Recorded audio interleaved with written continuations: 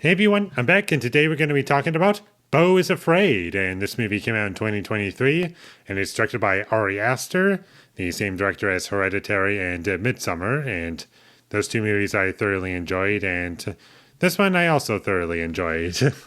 I haven't seen those two movies in a long time, but I'll revisit them at some point. And this movie stars Joaquin Phoenix, and he was my favorite part of the whole movie in terms of the performances. And I love how much this movie is out there. And from what I understand, this was like a big budget movie that was like an art film. And apparently, not everyone enjoyed this movie, and it had a lot of faith put into it. And it's 3 hours long, and I sat through the whole thing. And while I do feel as though the movie's too long, it didn't need to be 3 hours in my mind. There were plenty of things in it that I enjoyed, and there were scenes that I love. I love the first act of the movie, and there's parts of the second act of the movie that I really enjoyed, and also some parts of the third act that I did like.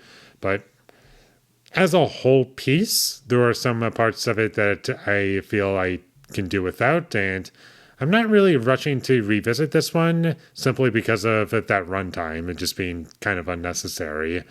3 hours long for a movie like this. 2 to 2.5 hours would have been a lot better, in my opinion. But going back to positives, I do feel as though this movie captures what being paranoid is like, and all these different people just invading your life and just being crazy. Like, that stuff I think is done very well, and it does kind of feel like you're in a living nightmare at many points in the film. Like, that's all this movie is. It's just a nightmare. And I thought that was kind of interesting about it. And once you get into the third act, you discover certain things about the movie. But I do feel as though, as a whole piece, it works. And this movie is going to ask you to suspend disbelief at many points in the film because of how things are presented. And fun fact, the last movie that I reviewed and watched was Red Rocket, and this is the second movie in a row where we get a naked man running in public without spoiling anything for either of those movies, but I just found that to be kind of funny. This movie is definitely unique. I can't really think of many movies that are like it. It did remind me of a couple of things towards the end, but for the most part, it felt like its own thing. And despite this movie sounding kind of horrifying, it's also kind of a comedy. Well, dark comedy, and you're supposed to be laughing, and there are parts of the movie that are genuinely funny.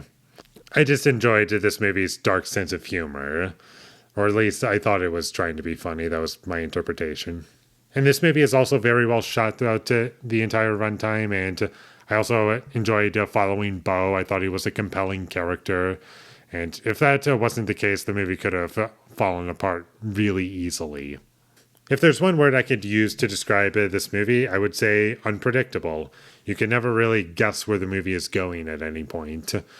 And I do have a couple issues involving certain plot holes with this movie that just really stood out to me. I was like, that feels inaccurate. Like, just little things like that throughout the movie that I felt could have been better. But for the most part, I thought it was pretty solid, and I would recommend this movie if you like Ari Aster films or A24 films. Like, if you like those kinds of movies that are like really weird and out there, check this movie out. Otherwise, you're probably not going to get anything out of this movie. So that would be my recommendation overall. And with all that being said, I'm going to give Beau is Afraid a 7 out of 10. Thank you for watching my videos. As always, if you enjoyed this review, be sure to leave a like and comment down below you thought of Beau is Afraid, and my social media links, they will all be in the description, so follow me there. And last but not least, subscribe to be a part of Foley Nation, and I'll see you when I get my next review up, and that is going to be for Dark Shadows. So look forward to that, but until I get that up, thank you for watching and have a great day.